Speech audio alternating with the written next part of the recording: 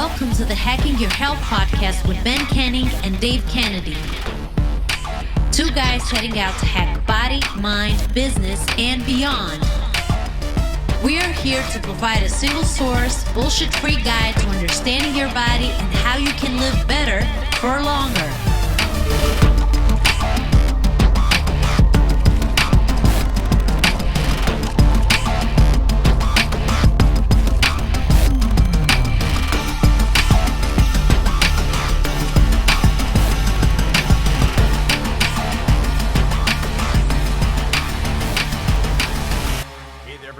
It's Dave Kennedy, or Hacking Dave, from the Hacking Your Health podcast.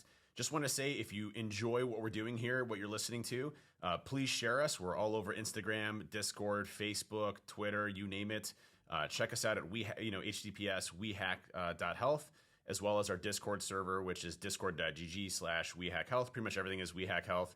But thanks again for all the support, all of the stories that you're sharing. Share your successes, your struggles. That's what this community is here is for. That's why we do this podcast, and your energy supports us. So thank you so much, and hope you enjoy the podcast. Yo, what's up, everybody? Welcome back. I'm Ben Canning. I'm Dave Kennedy. I'm Meg West. And this is Hacking Your Health podcast. Meg, thank you for joining us. I know this is probably something that I probably put out to you quite some time ago, and it's taken us a while to sort of get it in the diary. So thanks for joining us today. Yeah, absolutely. Thanks so much for having me. I'm stoked to be here. No problem at all. So essentially what we want, I guess what I want, and maybe Dave, you have some sort of input on this, just from, I guess, social media and things like that. I've seen your own journey and sort of what you've been able to achieve when it comes to, health and fitness and things like that. And I think it would be interesting to get your perspective on things and sort of, I guess, how you went through things, what your biggest roadblocks were, how you overcame them, and sort of any advice that we could share with the audience. So from my knowledge, and obviously please do correct me if I'm wrong, you've lost over 90 pounds. Is that correct? It's amazing. Yeah, that's true. I've lost, roughly around 90, sometimes more than 90. You guys know how weight fluctuates, but in about the last 2 years, yeah. That's amazing. Okay, awesome. That is amazing, yeah. And the other thing that I did notice from a little bit of Twitter search there, you do train in vans, so you've got the green light for me, you've got the tick for me. But I guess back to the start of your journey, and from my experience as a coach and people that I work with. When you say fans, you're talking about the shoes, right? Not actually training inside of a van. Okay, just making sure. Yeah, no, he's definitely referencing the shoes. Okay, just making sure. Or some days it's training in Chucks, so that's pretty popular nice. too, I think. Yeah, I'm glad you used the word Chucks, by the way. My daughter is really into Converse lately, and I'm like, honey, you got to stop calling them Converses, you got to call them Chucks. She's like, Dad, no one uses the word Chucks anymore. I'm like, oh, okay. If you're cool, you do. Come on now. Right? I'm the same. I feel the same way. Yeah, so generally I find that in my experience working with clients and stuff like that, for a change as great as that, there is always, I guess, a catalyst or something that makes you want to change. So I think if we start there, go from there. Is that fair? Yeah, absolutely. So for a little bit of background, I lived in Spain for a few years, just outside of Barcelona. I was moved over there for work. And, I had a lot of colleagues that were native to Spain. So they grew up going skiing every year. That was the typical for them. They just go to Andorra, which is a little principality north of Spain, and they would go skiing or snowboarding. Me, the girl from Florida, I'd never touched skis or snowboard in my life, barely ever seen snow. But they said, you know what, Meg, let's go. Let's hit the slopes. We'll teach you. It's like, okay, great. Sounds fun. So we end up going skiing, and we're in the mountains. And let's keep in mind that Florida has absolutely no hills, right? It's incredibly flat. And we're just walking up to the slopes. And all I can remember is feeling so awful. I could barely keep up with anyone. Just walking to the slopes, like getting to the lift, right? This isn't even skiing. And they weren't having any struggles at all. And that's where it really hit me. I was like, gosh dang, some of my closest friends, this is nothing for them physically. And yet for me, I'm so physically taxed, and we haven't even gotten to the athletic portion of this yet, right? We're literally just walking to the athletic portion. And I remember thinking to myself, I was like, this is not how I want to live my life. So from there on out, this was during the peak time of COVID, I just really started focusing on my fitness and, also, to be honest, my mental health. I'm a big believer in taking care of the insides reflects well and translates over to how well the outside is taken care of. So I just really started focusing on my mental health, and that honestly is what kind of provoked the entire fitness journey. It's interesting you say that too. From time and time again, a lot of folks, myself included, who have struggled with weight. And have you struggled? I'm just a quick question. Have you struggled with weight kind of your whole life, or was it, a certain period of time that this occurred, or as you got older or young? Was this from when you were young? When did the weight start to kind of be an issue within yourself? Yeah, so I was always a little bit on the heavier side, but I think where it really became an issue is when I was in a toxic relationship. I was with that person while I was in Spain, and this was again during the peak of COVID. So it was really food was what I would turn to for coping, Yeah. for stress management. It was like my outlet. I didn't have a creative or, a stress outlet or anything. So I would literally just turn to binge eating pretty much all day long and sitting in front of the couch. And so it was really, I want to say like 2019, 2020, where shit just hit the ceiling, for lack of better words. And I must have gained probably like 40 pounds in 1 year just because I was utilizing food as like something to assuage my emotions.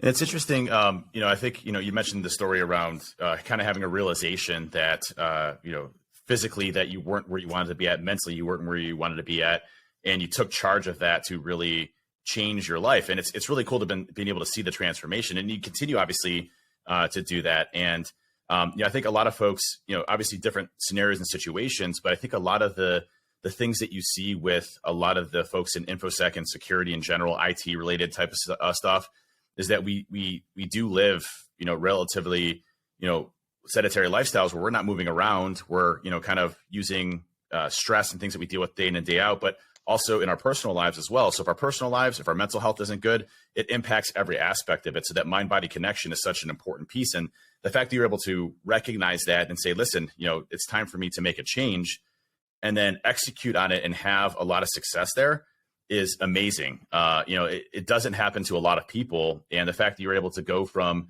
a point to where we're obviously in a bad relationship, bad mental state, to flip that and to really recognize that and then push forward is an awesome story. So, tell me a little bit about what into that of kind of that realization, and then what you started to do to kind of get into, one, I guess, a good mental state, coming off from that relationship, hopefully, as well as, being able to really address the physical aspects of things, which both, go hand in hand.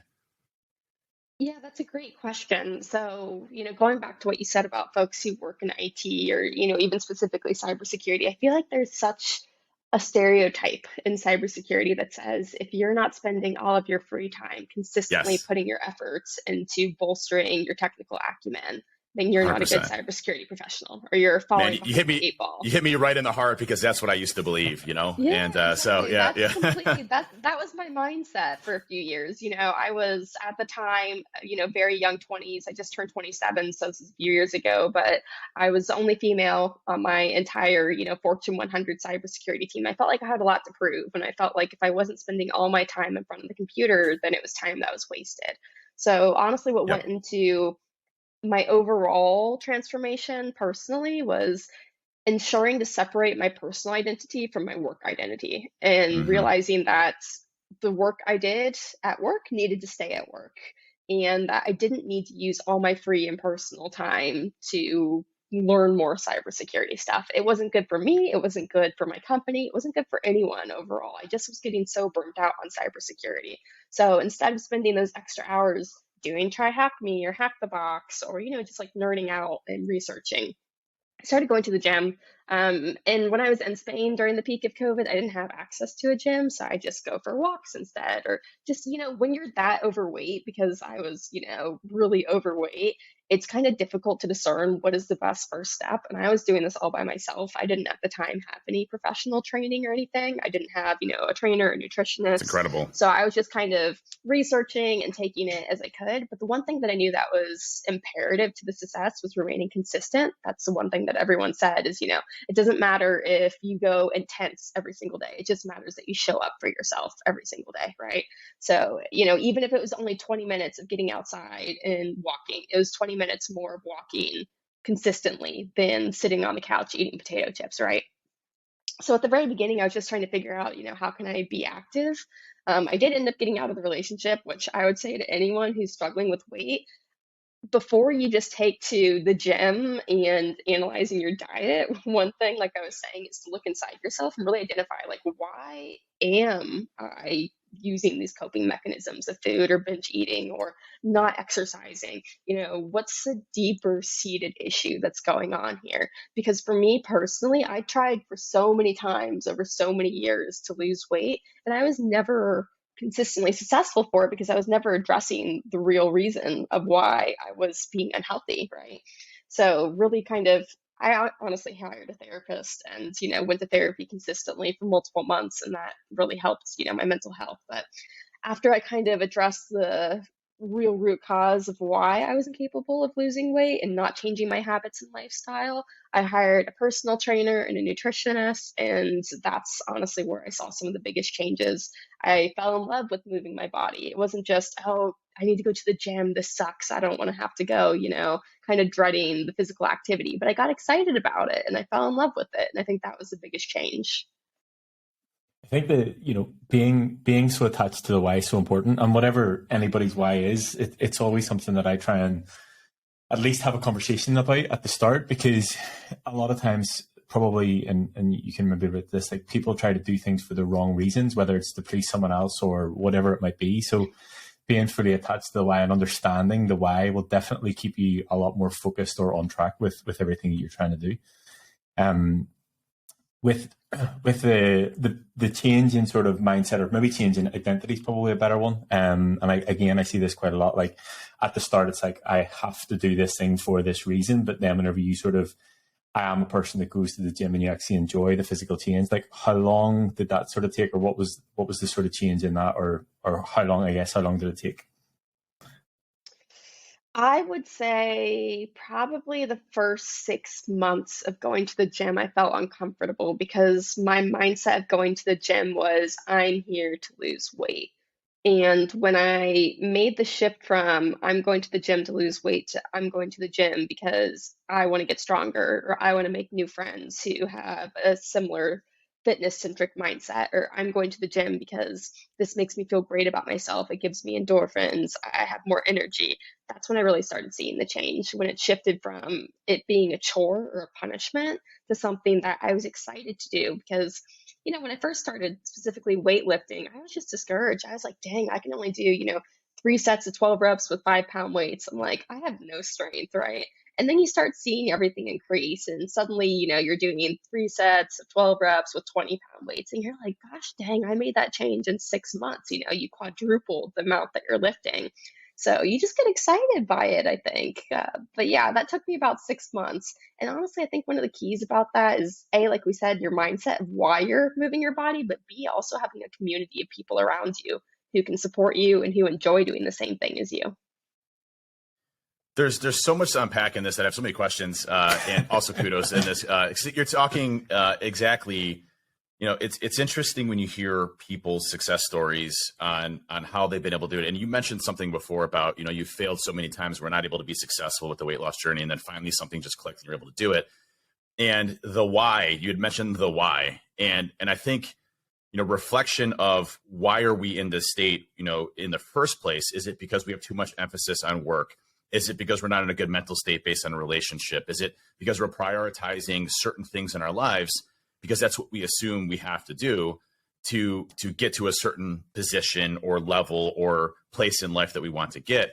And I think that the realization that I had too, similar to yours, was, I didn't have to work till 2 or 3 o'clock in the morning coding things, and then waking up at 6 o'clock and coding things, and spending 20 hours a day just writing out code and releasing tools and putting my name out there and speaking at conferences. And you can still do all of that, but you could do it within moderation. And I think we lose sight of that a lot of times because our careers take precedence over our lives. And you see this time and time again, not just with fitness and weight loss or nutrition or living that type of lifestyle. You also see it with family as well, where families aren't doing well because of reprioritization around work first, family second, and vice versa. And the truth of the matter is that we only live this life once. And if we're able to kind of prioritize our lives, knowing that work is just a component of that, and we can still get all of our work done from 9 to 5, and still have an amazing life that, is a healthy lifestyle and everything else, I think is really important. But the why, I think, is what we miss. And we always preach, the 4 pillars, Ben's 4 pillars of getting to where you want to be. And the very first pillar of it is mindset. If you don't have a good mindset in place around the why, then you're not going to be successful with the nutrition, with the fitness, with everything else that goes into that. So, you hit on a really important topic, because I think most folks that struggle with consistency, which is another term you mentioned, I've been writing notes as you're talking these through. Consistency is something that you have to have willpower for, and you have to have the motivation for, and you have to have the prioritization of life for. And that comes down to the why are you doing this? And I think, back a question towards you is, when you realize the why, how long did it take you to get into a consistent way? And you mentioned no personal trainer, nutrition, just getting out there and moving, but being consistent with it. How long did it take for you to get into kind of a consistent routine? And then from there, when did you start to enjoy it and then really make it part of your lifestyle? That's a great question. I think when I finally garnered access to the appropriate resources is when I really became disciplined and consistent with it. A lot of people, they'll say, specifically my friends, perhaps family members or acquaintances, they'll come to me and say, Meg, I really want to lose weight or get in shape and become active, but I don't have the motivation for it. And I'm sure everyone's heard this before, but just to reiterate, because I think it's just so honest and poignant, motivation is only 20% of it, right? That's what gets you off the couch the first few times. But you're not always going to want to get off the couch when you're tired after you've been working until 7 or 8 at night. It's the discipline is the 80% of it, right? And I think when I started enjoying it, even the days when I didn't want to do it, like I was saying, you're working until 2 or 3 in the morning. I work in incident response. It can be a very demanding career. You don't want to go to the gym. You don't want to go lift weights for an hour and then spend 30 minutes on the treadmill. It's just not something that I have the energy to do sometimes. But if you make it into a muscle memory kind of thing and it just becomes so integral to your routine and to your everyday existence, it's literally just like being on autopilot. I don't even think about it anymore. I just get out of bed, I walk my dog. The next thing I know, I'm going to the gym. And it's become a part of my identity. You see the same people every day. If you go to the same gym, generally you're going to say hi to each other. And it's honestly just the discipline now. There's not even motivation behind it. I know it makes me feel good. I know it makes me more confident, both physically and mentally. So I'm going to do it. Yeah, the good feeling, I feel, comes after a certain period of time once you start to do that consistency aspect. And we talk about this all the time on the discipline. We just did a podcast this week, and I woke up Monday, and I do HIIT training on Mondays and Wednesdays, and I do resistance training on the others. And Monday I woke up in the morning, I'm like, I don't want to go to Orange Theory. I don't feel like I want to go. But I'm like, hey, I don't really have a choice, brain. We're going to go. We're going to knock it out, and we're going to see how it goes. And it ended up being one of the best HIIT sessions that I've ever done before. I was a tear on the floor. I was running like crazy. I was doing everything I needed to do. And, it's just getting over the hump that our brains continuously fight us with, to know that this is for the best of us, and having a discipline to go there and making time for yourself, I think is a challenge that a lot of people have. Now, you're obviously a very busy person. First of all, I'd love to hear about the story about traveling the world there. It was amazing seeing all the different locations and places you went to. But from a discipline perspective, how did you find going to the gym all the time, and how did it, I'm trying to figure out, when was the click for you to stay with it? Was it a month? Was it 2 months? Was it 6 months, to where you had that kind of discipline in place to not just say, I'm not going to go and do it, but really became kind of part of your life and what you focused on? It was probably 6 months in. I think when you first start going to the gym, at least for me, as much as people say to you, no one's looking at you or no one cares if you look silly, or, I don't know if it's a guy thing. I've never talked to guys about it, but I know from a woman perspective and from talking to my other female friends, I usually wear leggings and a sports bra to the gym. And when I first started going, I was like, dang, when I sit down or if I'm going to do RDLs, like my stomach fat is totally going over my leggings. And then you start thinking, like, who else is noticing that? And perhaps you get a bit uncomfortable, right? So you start thinking, who's looking at me? Or, I'm so overweight. Do I belong here? Or I don't know how to use this equipment. Do I look dumb doing this? There were a lot of mental blocks that were going through my mind that made me feel like I didn't belong in the gym. So once you start, like I said, building up that community and learning how to utilize the machines at the gym and kind of getting into a set routine, knowing what splits you're going to do. That's when I really started feeling like I belong. But that was, it took a good amount of time. It took me like 6 months of going to the gym 4 or 5 days a week consistently before I started feeling like I fit in and really had that routine in place.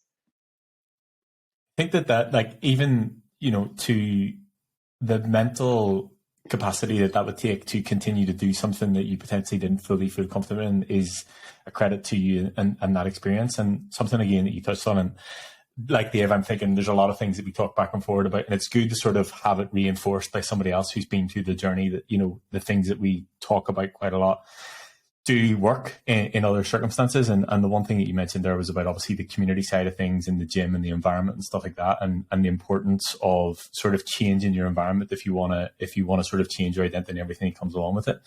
Was there any, aside from the sort of the not feeling like you fitted in the gym, was there any other sort of roadblocks that you felt in terms of like finding a gym or finding a space that you felt comfortable in? Or was there specifics about the gym that you did find that did help with that?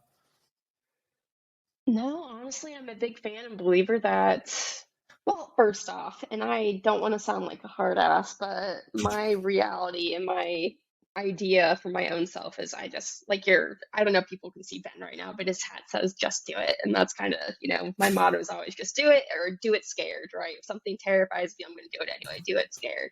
And it's just like, I didn't want to do it. And when I first moved back to the United States from living in Spain, when I finally got access to a gym, I was living in the middle of nowhere in North Carolina on a farm with my parents. The nearest gym was 20 minutes away. I still managed to get out of bed at 7 in the morning, drive 20 minutes each way during the winter, snowing, ice, rain, whatever, because I had the purpose, drive, and discipline to do it. It was a little rinky-dink gym in the middle of nowhere. It didn't have the latest, greatest machines. It wasn't, full of all the fancy things to do. There wasn't a lot of folks there who had a lot of experience. They were just there because they wanted to work on themselves and improve, their bodies and whatnot.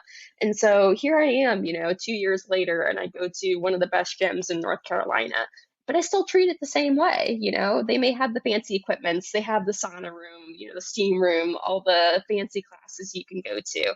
And it's like, you just still have to show up regardless. Even though it was intimidating in the beginning, going to that little rinky dink gym, I still had that purpose that I wanted to change myself, my life, my mentality, my mindset, and everything. So I just made myself do it, even though it sucked to do it in the beginning. I think the gym intimidation side of it is both on men and women, because I always had this fear as well of going to the gym and I'm not fit, and I see a lot of people that are more muscular or more athletic than I am, and why am I here, that type of stuff. And I think what you have to realize is that everybody is in different parts of their journey, and you obviously have realized that different parts of their journey on their health and fitness, and that everybody's there for the same goal and reason, which is kind of bettering themselves, living longer, living healthier. And you had mentioned the mind-body connection.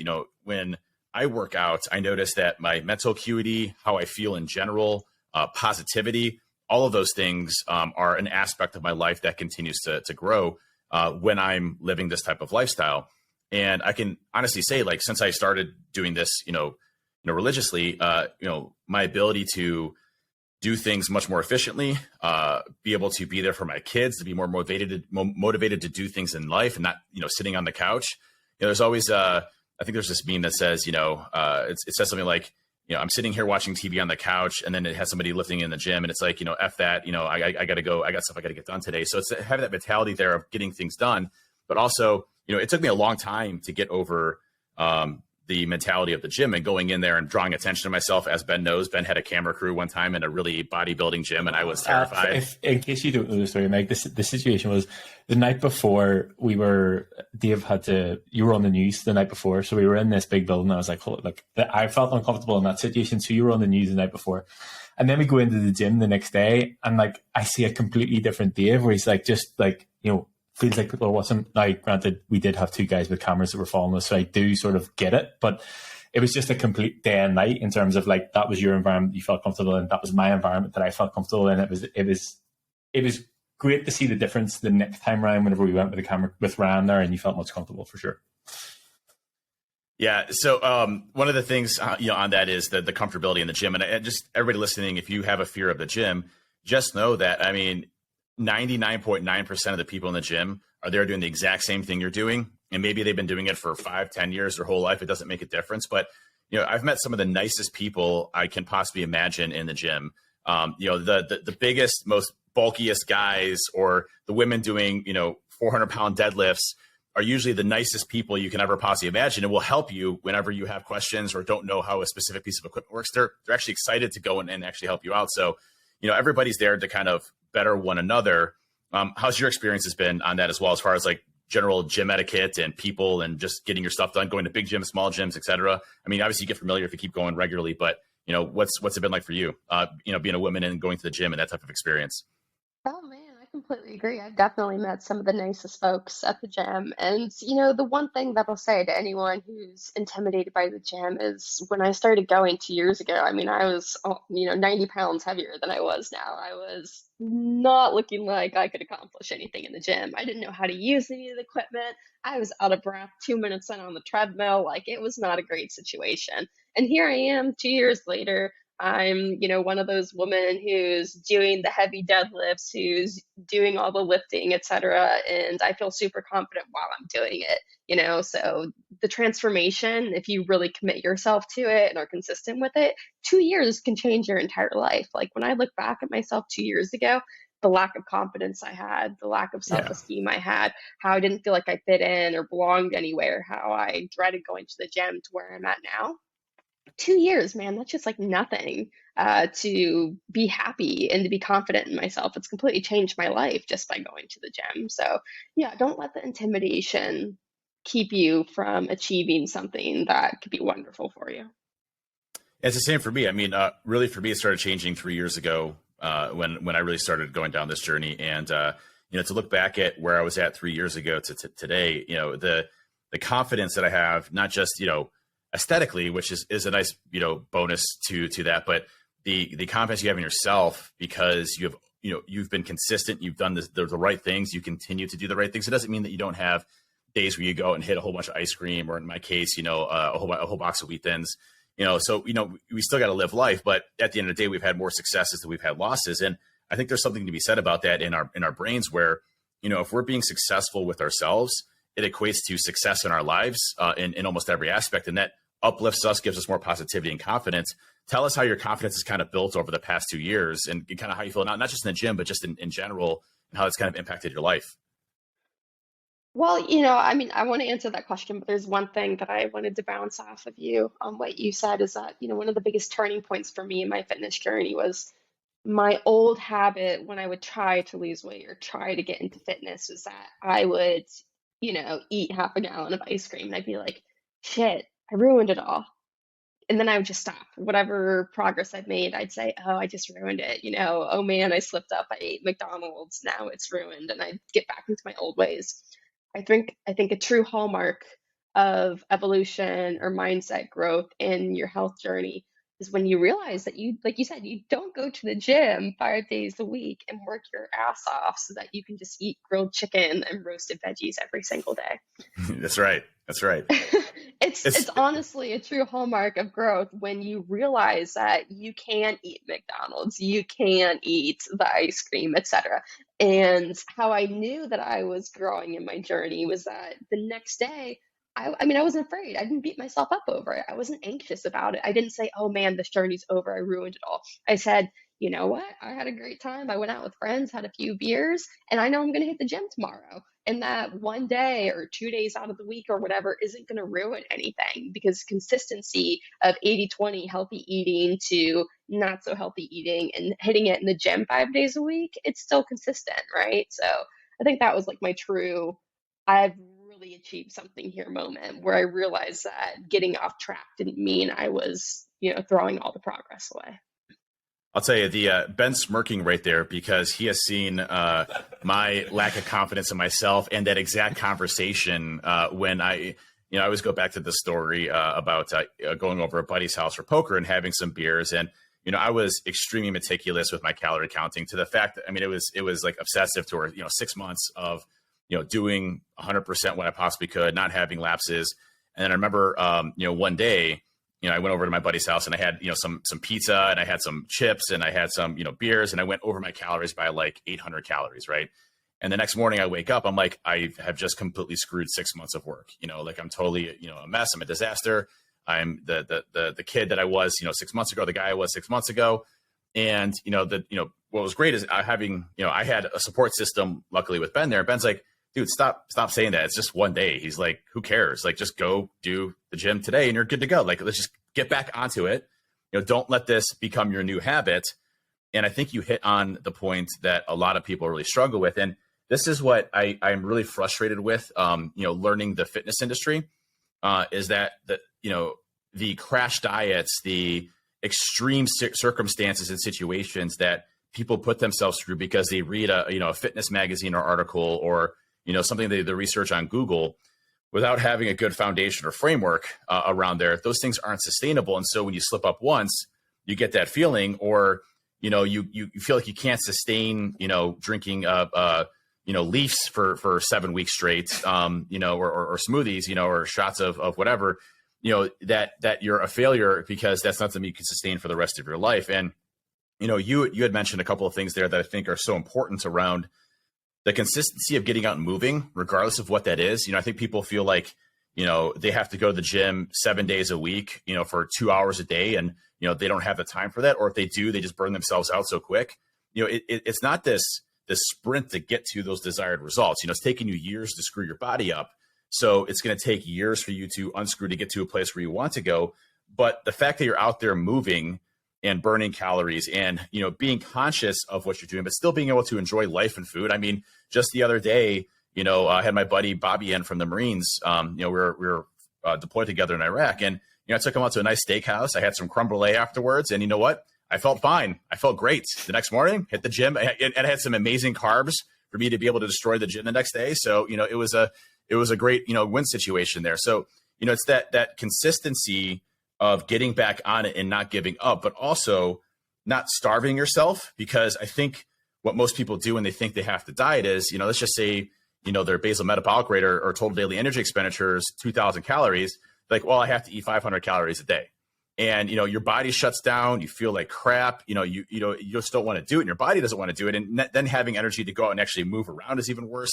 So I think, you had mentioned one thing I meant when we first started this conversation is that you said you had no personal trainer, no nutritionist, but you took charge and you researched, what you had to do to be able to do that. And so I think that framework that you put yourself in, that's like, hey, I'm going to have good days, I'm going to have bad days. Hopefully I have more days that I win than not, and being able to get back on that and being able to focus on it, but still enjoy life is a really critical part to people's success long-term with all of this versus, 4 months or 6 months of having success. And all of a sudden now you gain 40 pounds back, 50 pounds back, and then you're back to the same routine. You're in a bad mental spot.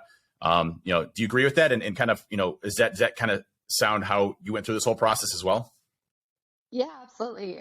And to be completely honest, since I didn't have a nutritionist or trainer up until a few months ago, I was self-researching. I was solely focusing on protein intake, and that was not good. I didn't even know what a macro was 6 months ago. And then I hired, the personal trainer and the nutritionist, and I learned that I was severely under eating. So, I mean, right now I'm like 130 pounds. I'm about 5'3" on a good day. So I'm not the biggest human. I was eating about 1,200 calories a day, still packing in 130 grams of protein. But 1,200 calories was just not enough for the amount that I work out for like my lifestyle. And my, nutritionist and trainer, they're like, Meg, you are severely under eating, and that's why you're not seeing, the physique, the muscle, the strength gains that you're wanting to get in the gym. And so, they put me on a macro tracking plan, and suddenly I went from eating 1,200 calories a day. Now I eat 1,900 calories a day. So, almost nearly doubling what I was eating. And at first that was really hard for me. There was a huge mental block there. I was like, I don't know if I want to eat more, because I was terrified of gaining weight. But then I realized I don't have a goal weight. I have a goal body physique.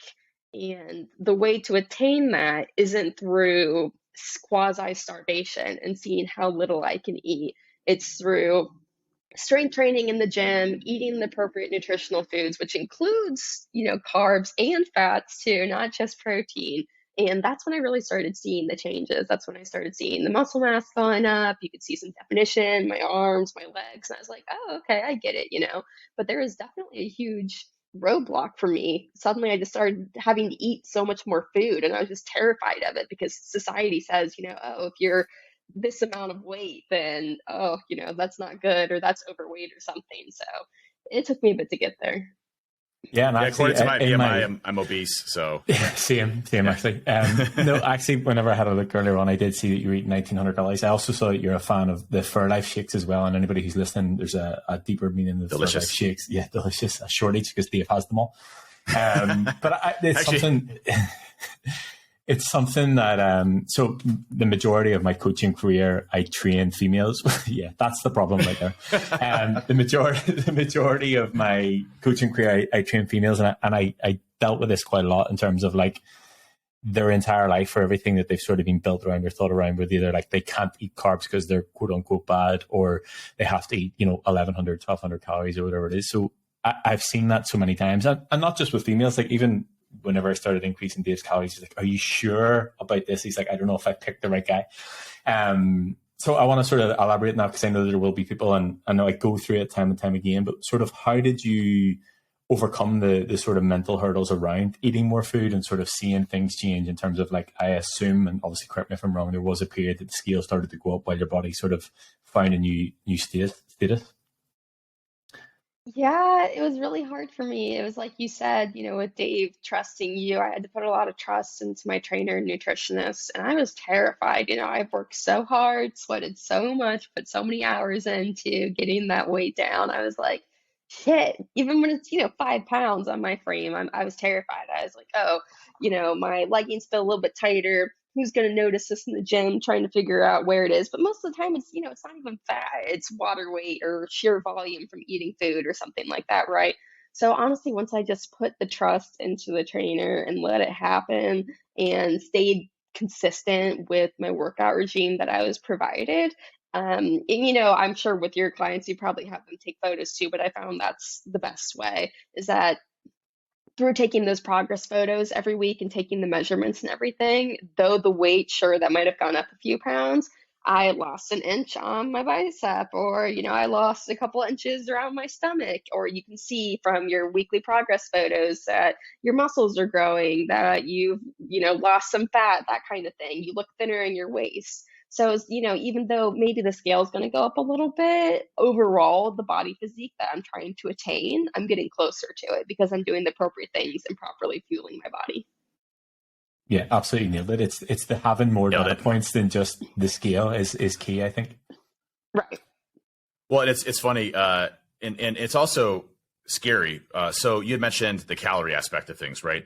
And when I first started with Ben, I didn't know Ben personally, and luckily I lucked out with Ben, because Ben actually cares about the people that he's working with and their success and knows exactly what he's doing. It's funny because I'll share a podcast with Ben that has like a scientist on that's talking about like, hey, there's this specific thing here and this is what you do. I'm like, Ben, you were doing that 2 years ago, and like the science is like backing that out now. I'm like, that's awesome. He's like, kind of like, I know what I'm talking about, right? I'm like, yeah, I guess. But the funny part, the calorie aspect took me a long time to really trust Ben, because Ben's like, hey, we're going to start pushing calories. I'm like, hey, like, I feel like I'm going to get big again, like Big Dave again. And it was really hard for me to take a look at the scale and push myself to certain levels, because all I can remember at that weight was Big Dave, right? The overweight Dave, the unhealthy Dave, the Dave that, sat on the couch all day long.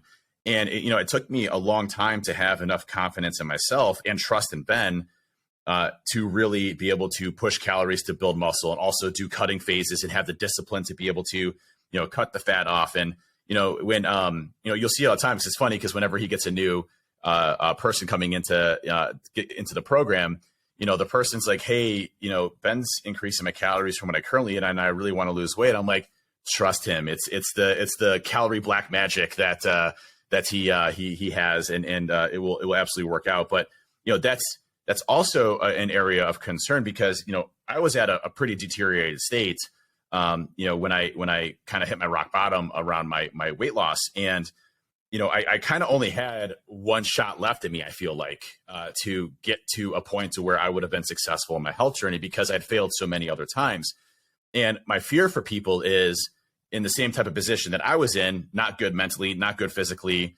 Yes, I was able to run successful business and things like that. But, as you mentioned, if you're, if you're physically not there, you're not mentally there, and mentally not there, and not physically there, there's a very good connection. So I was not, being good with my kids and being interactive with them. I was traveling all the time. I was away from my family. My priorities were all out of whack.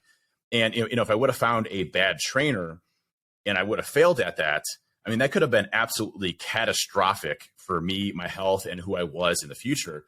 So, for people that are going out and doing this, I'd heavily recommend, researching who you're going to go with, because it could literally be the make or break of things. If you get somebody that doesn't know what they're doing and they're like, hey, we're going to cut your calories down to 1,000 calories, and you just feel like total shit all the time, you're going to think that's a normal thing. And you're just going to be starving yourself. You're not going to make any progress. You're going to continue to sit there and focus on the scale.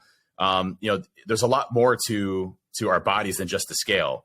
And I think, hitting on that is important. What happened with you before how long did it take you for one, to trust your trainer? And two, would you recommend what to look for in other trainers as well?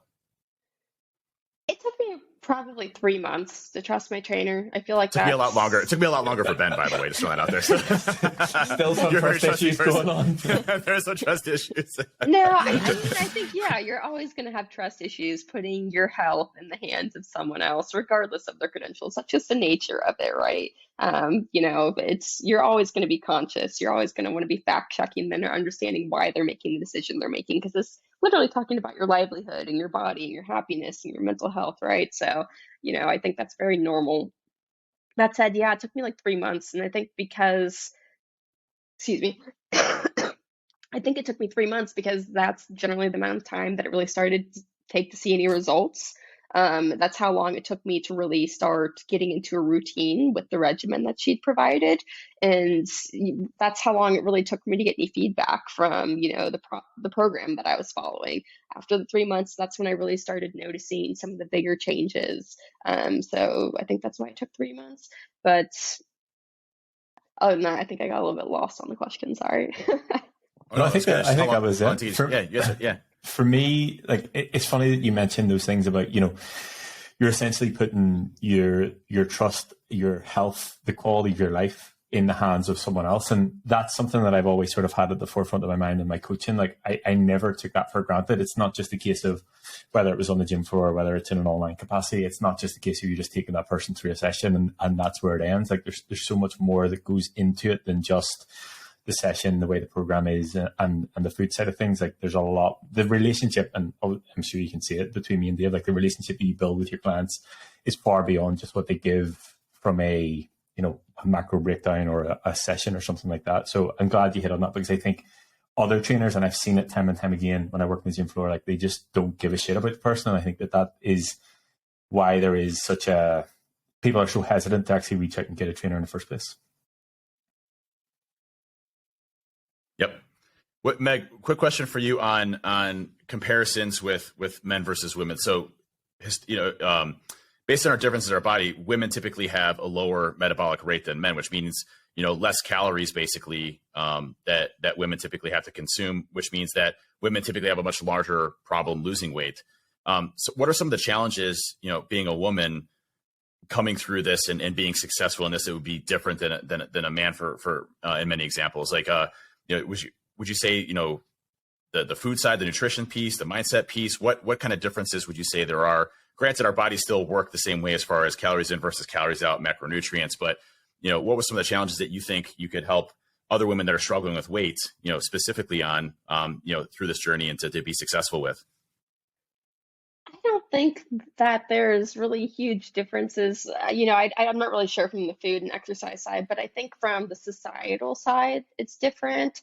I don't know why, but I think there's just so much more pressure placed on women societally to look a certain way. 90% of the ads that you see that are targeting women are going to be, like the most beautiful toned woman that you've ever seen in the entire world. And I think that makes it really hard for women who are trying to get into a healthy space, because you see these unrealistic expectations of what you should be aiming to look like. that are completely unrealistic. The majority of people genetically aren't capable of having abs. That's just the reality of it. So I think just the unrealistic expectations that are placed on women from so many different standpoints, that's what makes it really tough. Yeah, it's funny. I struggle with the same thing, or I struggle with the same thing during this journey too. Around, like I came from over 300 pounds, so I was 320 pounds, and so I still carry a lot of excess skin from when I was that big. So for me to get a 6-pack of abs, I probably need to have corrective surgery done, to get that going, and that's not something obviously I'm going to do. But if I really cared about it and I was focused on it, and that was all I was going, it's unrealistic expectations. Even if I dropped to 2% body fat and was almost dying, I probably wouldn't be able to see, the full defined abs that you see from a genetic perspective of a lot of these bodybuilders out there. So I think setting realistic expectations for yourself is consistent, between both men and women. But also, I think one of the points that you hit on that is really important is the tracking of your progress, and just having progress in general keeps you motivated to push on. If you aren't seeing progress, that could be really demotivating. Was there any times where you just felt like, I just want to quit, this isn't working? Oh yeah, absolutely. I mean, everyone hits that stagnant point where you're doing the same everything. You're working so hard, you're sweating your ass off, you're eating everything within your macros that you should be, but the scale just doesn't change, right? And that's like Ben was saying, you have to have more data points that support that you are making progress and you are Yep. changing. Are you sleeping better? How's your digestion? How is your strength? Are you able to lift more? Are you doing progressive overloading and, progressively getting stronger? There's so many different things that you can pay attention to that say, hey, you are making progress, as opposed to looking at your weight. Because when your weight does get stagnant and you're still trying to lose weight or something, you're in a cut, you have to turn to the other data points and say, you know what, I still am making that progress. But that's really hard. That was probably one of the most difficult things for me, is like, why am I going to keep working my ass off if my weight's not going to drop right, if I'm not seeing any changes? But then you go and reflect on your progress photos and like your biometrics data and everything, and you're like, oh yeah, it is changing. I just can't use the scale as my only data point. Has the social aspects of things helped out too? Like having a support system of friends, compliments, people that you can rely on when you're having down days. Has that been an inspirational thing for you, or do you really just rely on yourself and the data to go for it? I really just rely on myself and the data because, and I don't mean to sound like a Debbie That's Downer, impressive. but people really come and go in life. That's what Sure. I've learned as a result of getting farther into adulthood. I'd say honestly, I'm probably the most athletic person out of my entire friend group. I do, obviously believe in surrounding myself with like-minded people who, also believe in having an active lifestyle, but sometimes you just can't find people who are into the same things as you and they fulfill other needs, whether they're creative or they support you mentally and emotionally. Uh, so yeah, absolutely. My friends though, they'll be like, "Oh, you look great in that dress," or "I noticed that you look stronger," or "I can see that your biceps are looking really good," and that always makes you feel nice. But also, I'm single, I'm dating, I'm on the market, so it's always nice when a guy's like, "Oh, you definitely look like you work out," or I've had guys be like, "Oh, I can tell that you go to the gym." That's the biggest compliment. Yeah, validation there I think is important as well. Yeah, no question. I'm a bit of a social bee on that side, which I prefer having more of like folks that can uplift you, that help out, like especially when you have down days. And that's been very helpful for me personally. It's amazing that you've been able to do that, without that, and kind of keep yourself motivated based on the data, the trends, and obviously receiving from feedback from others. But for me, there was many days where I was just like, I don't feel like I'm making any progress. I don't feel like I'm moving forward. And you're like, and Ben will be like, hey, here's a picture of this week, and here's a picture when you first started. Let's talk about there's no difference there really quick. And I'm like, oh yeah, good point. But I also think it's important to have that data to be able to be successful with it, right? Because as you'd mentioned, there are times where my just scale is not moving, but I'm seeing, an increase in biceps and an increase in quads and a decrease in waist. So something's happening there to where, I'm building muscle mass and I'm able to at least keep that and start to shed some of the body fat and you start to see more defined abs or things like that. So there are other ways of tracking progress than the scale. And I think, what we're taught is you have to be a certain, fit in a certain model of this is your height and this is your weight. No, it doesn't need to be that way at all. Screw all of that. Focus on what makes you happy and the progress that you're making. And again, progressive overload, getting stronger as you're going along. Did I lift 5 more pounds that I did last week from a volume perspective, or, what are small wins that I can keep in myself? to keep me motivated in this. And I think that's so key to this lifestyle and success, because if you don't have any positivity towards it, why are we doing it in the first place? Aside from the health benefits and everything else, I think, keeping ourselves motivated is really important. Yeah, absolutely. I agree with you. I think going back to what you said, I've moved around so much in the last few years. I think that's one of the biggest things that kind of makes me have to be self-motivated, is because most of my friends are living on another continent and another state, so they're generally not here to see the progress. However, one of the things that does really invigorate me and get me so stoked is I remember going back to Florida, where I, was born and raised, lived most of my life, after living in Spain for several years. And a lot of my, health and fitness journey had been done in Spain. And I came back stateside and saw people I hadn't seen in a couple of years. I went into an office, actually, the company I used to work for, and I remember waving at one of my old colleagues, and he just like stared at me blankly. And I later walked up to him and I was like, "Hey, Kevin, how are you?" He's like, "Who are you?" He literally didn't recognize me. I'd lost That's 90 awesome. pounds. He had no idea who I was. And, it was really funny. He's like, "Oh, have you been on the cocaine diet?" And I'm like, "No, long time." But it's just, that makes you feel good about yourself when someone literally doesn't recognize you. Yeah. Yeah, definitely. And one thing I just want to touch on quickly, obviously you said about moving around quite a lot, and obviously you spent some time sort of traveling around Europe recently. How did you manage everything while you were traveling? Because I get this a lot, like I travel, or, I can't do it because of this X, Y, and Z reason. Like, how did you do that while you were on the go, or how did you manage everything? Great question. And, perhaps you're looking for an answer that says I got a gym pass, because those exist in Europe, where you can just, go to like hundreds of different gyms in different countries. I did not do that. I did not have access to gyms. I did a lot of calisthenics. And I ended up tracking it. I walked 7 miles a day at least. And that was purely just from backpacking. It wasn't like me going out of my way. It was sightseeing, having fun.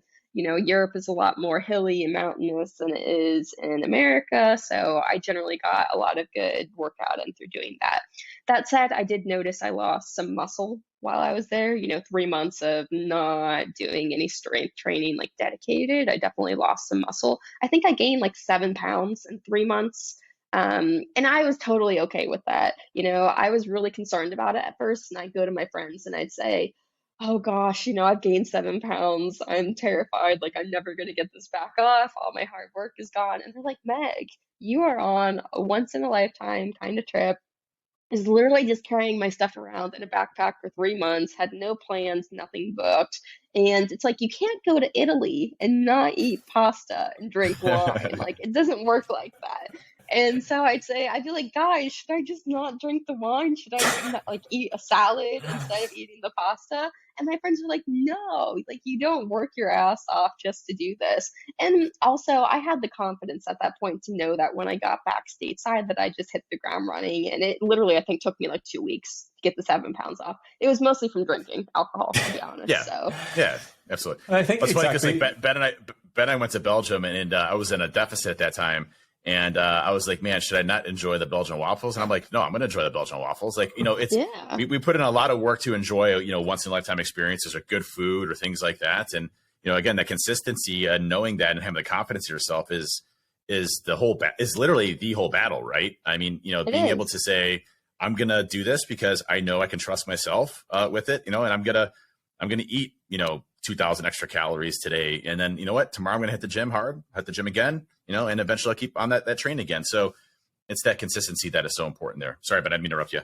No, I wasn't, excuse me, I wasn't expecting an answer. I think that exactly what you said was the perfect answer. It's you did what you could while you were there. And also you didn't really worry too much about it, and you actually just enjoyed yourself. And that's the most important piece. It's being able to go away and do what you can and enjoy food and enjoy, time with friends and whatever else, but know that whenever you get back, that's whenever you sort of dial things back in again, and you know that your body will sort of respond because you have the confidence in the process and the things that you do. That's perfect. Yeah, I mean, while traveling, if you want an easy way to try to keep some of the weight off or try to remain active, the simple thing is just to walk. People, when they go Yes. overseas, they feel so inclined to pay, exorbitant amounts to get a taxi or Uber or something instead of walking 2 miles each way. So that's honestly one of the easiest ways to stay active for me, was just choosing to walk everywhere instead of taking, a taxi.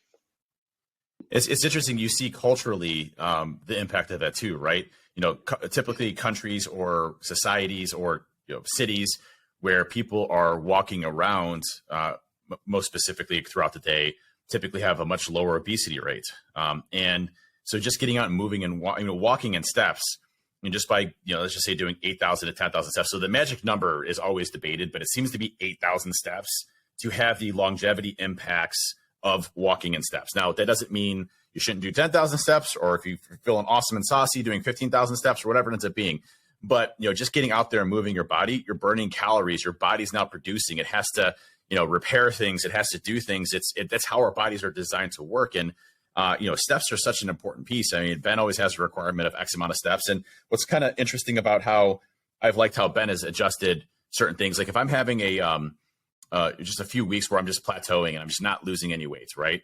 Ben will be like, well, instead of dropping calories, which you're already pretty low, let's look at adding an additional, 10,000 steps a week, or, doing 20 minutes of cardio twice a week, extra to burn an extra amount of calories to see if we can get you past this. Or maybe we're going to increase the calories for a couple of days just to get your body acclimated to that and then drop you back down again. And all those tricks, with your bodies seem to work really well. But just the moving around and getting started moving around is such a big deal. And you don't have to go to the gym 10 days a week. You don't have to go to the gym 2 days a week. Just by walking, getting your steps in is such a huge benefit from you from a longevity, health, body, mind, everything just comes along with that. Agreed.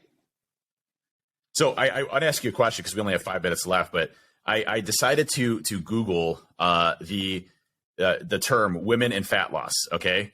And I just wanted to read some of the top areas there and then get your perspectives of it, and then what you would recommend for people starting off in this journey as well.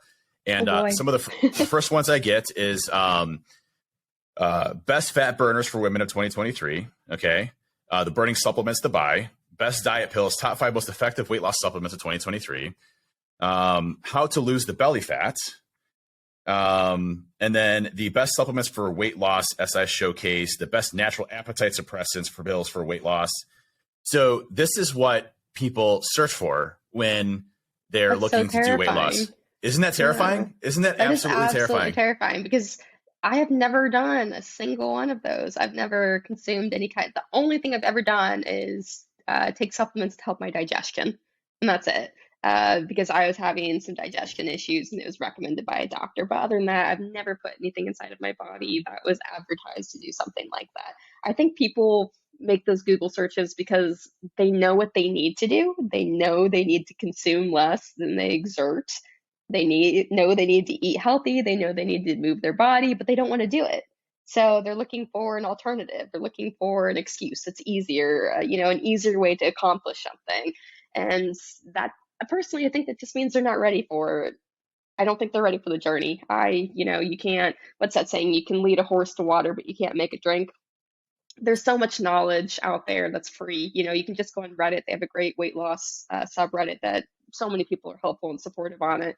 And, there's just so much information out there that doesn't require paying money for it. So people, honestly, in my personal opinion, if you're just trying to pay the money for the quick fix, you're not looking at the long term. And once I really realized that it's literally a long-term, everyday thing. It's not just a health loss journey. It's literally the rest of your life. It's something that you're going to be doing for me, probably the next 70 years. That's when it really starts to click in. It's not just a quick fix. It's something you have to do every day. It's a hard one because, excuse me, again, as society, and I'm going to blame Jeff Bezos and Amazon, everybody can get everything right away. But this, to me, is the one thing that you can't pay for, essentially. Like, you can't pay for your body to change in that way. And 2, you can't do quickly. And for me, that's the best thing about it, is you have to actually earn it. But to tell someone that, okay, right, yeah, we can do this, but it's going to take 2 years, they're going to be like, I'm not really keen on that. The guy on the internet told me I could do it in 6 weeks. And it's again, comes back to the expectations things, I think. Yeah, and it's, look what's happening with like semaglutide right now, and a lot of the fat loss medical procedures that you can do, right? It's really designed to shortcut things. And what people don't realize about things like semaglutide, for example, is that if you don't have good nutrition, yes, semaglutide will work for trying to be an appetite suppressant. But if you're already used to certain portion sizes, things like that, it's not like burning more calories. It's literally telling your body, hey, I'm not hungry. So people will typically lose weight on it. But as soon as you come off of it, those receptors are right back firing again, saying, I'm hungry, I'm hungry, I'm hungry, I'm hungry. So you literally have to take a shot the rest of your life for something like that to be effective with. And most people aren't into those types of things. They'd rather take a pill or something else that goes along with it versus, hey, at the end of the day, I have to be accountable for what I put in my body, understand what I'm putting in my body, and from there put the work in to make my body, stronger or adapt to my surroundings that I want it to. And our bodies are such incredible machines. And it's interesting how we've screwed ourselves up with the food systems that we have today, because we have access to so much caloric dense foods that don't really fill us up from a health perspective, with good macronutrients and micronutrients. But at the end of the day, like, our body never considered that we would have access to unlimited food. So it has kind of flaws there. But at the end of the day, we can control our environment and what we do and where we want to go. We could be lean, we can be big, we can be strong, we can be really skinny, we can be really, we have all these different options, and we can just tailor ourselves to that. And I think that's the most impressive piece of it, is once you realize this is a journey, this isn't a 6-week crash diet that all of a sudden is going to magically change all of your eating habits and you're going to come off of it losing 150 pounds and be shredded with a 6-pack. It doesn't work that way. This is a journey that, as you mentioned, Meg, I don't have 70 years left. I mean, I don't think, and maybe I do. Maybe they're going to come out with some pill that's going to fix aging. But, but at the end of the day, we want to live longer, live a happier lifestyle, and feel good about doing it. I'm 40 years old. It's the greatest I've ever felt in my entire life. I want to keep that going. Yeah, it's absolutely not easy. I can definitely say there's literally been blood, sweat, tears, vomit a few times that went into getting here. There are many times, and I'm sure this resonates with you, Dave, where I wanted to give up, where I thought, dang, this is just not worth it, or I didn't want to go to the gym, or I was exhausted, or you just want to give up. But man, the mental health that I have now, the physical health that I have now, the ability to go to Europe and literally just walk everywhere and carry 45 pounds of backpacking stuff with me. I never would have been able to do that 2 years ago. And it's so funny. I always tell my friends, when I was in Europe, I was trying to get from Switzerland to Italy, and I was taking a train. I was completely lost trying to get from one train to the other. And I stopped and asked a local. I said, where is this train? It leaves in 5 minutes. I really need to be on it or else I'm going to be screwed. And she's just pointed in the direction and said, go that way, but you need to run because the train's about to leave. And I said, okay, great. Well, for context, I'm backpacking. I have a big Patagonia backpack on the back of me with like 30 pounds. And then I have a North Face backpack on the front of me that's about 20 pounds. And so I'm literally running towards this train. The backpack on my back goes up while the one on the front of me goes down. And it's just like a seesaw of these backpacks flapping up and down while I'm trying to run. Well, in total, these backpacks weigh 45 pounds. So I had this realization. I was like, shit. I used to literally carry this weight inside of my body, but now I'm just like choosing to carry it physically. Wow. I was just like mind blown by that realization. I was like, I literally used to have all this weight inside of me. That story is kind of funny though, because I kind of just gave up. I can't do this. I was like, if I miss the train, it's okay. But it was just like so difficult for me to run with that 45 pounds extra of heavy luggage on me. And I was just like, nope, I need to start doing this in the gym. I need to put extra weight on me and see if I can run, because it was impossible. But that was think of the toll that had on your body. Think of the toll that 90 extra pounds had on your body, lugging that around all day long, cardiovascular wise and everything. You just don't even think about that. And you're just like, wow. We'll wrap things up, but I remember making the excuses when I was big of like, oh, I'm just big boned. I'm just designed to be this way. It's genetics. It's all of this. And I made all these excuses. And, I start to look at myself like, oh, I'm not big. I'm not, I'm just a big guy. I'm not overweight, at 320 pounds. I'm just a big guy. And, I see a picture of me when I was 320 pounds. I'm like, holy shit. Like, who is that guy? Like, what the hell was I doing? And, it's a realization when you're 320 pounds, like I lift 320 pounds. I'm like, that's a lot of Dave, that's a lot of Dave, so I can definitely resonate with that. But, Meg, I really, really appreciate you coming on today and kind of sharing your experiences. Any last words of wisdom that you would instill on folks of being successful in this journey? I mean, you hit on pretty much, I think, awesome stuff that we preach here all the time. But it's so awesome for one, the transformation that you've been able to do, stick with and be successful, but two, just being an inspiration to other people out there and sharing your journey. I think that's the most important piece here, is sharing our experiences and really getting out there so that other people can be successful with it. And really appreciate you doing that as well. It's awesome to see it. Yeah, thank you so much, both Dave and Ben, for having me. It's been a lot of fun, just chatting about everything. And I think the one last thing to summarize it up is that it's worth it. Every moment where you think, man, I really don't want to do this, or why am I doing this, or is it worth it? I assure you, the future you, if you keep consistent, you will believe that all the work you put in was worth it. Yeah, that's a great way to end it. I absolutely agree. Like it's a case of, it will be hard, but it definitely will be worth it. And again, thank you for joining us, and thank you everybody for listening as always. We'll be back again next week. See y'all later. Thanks very much. Thanks, Meg. Bye.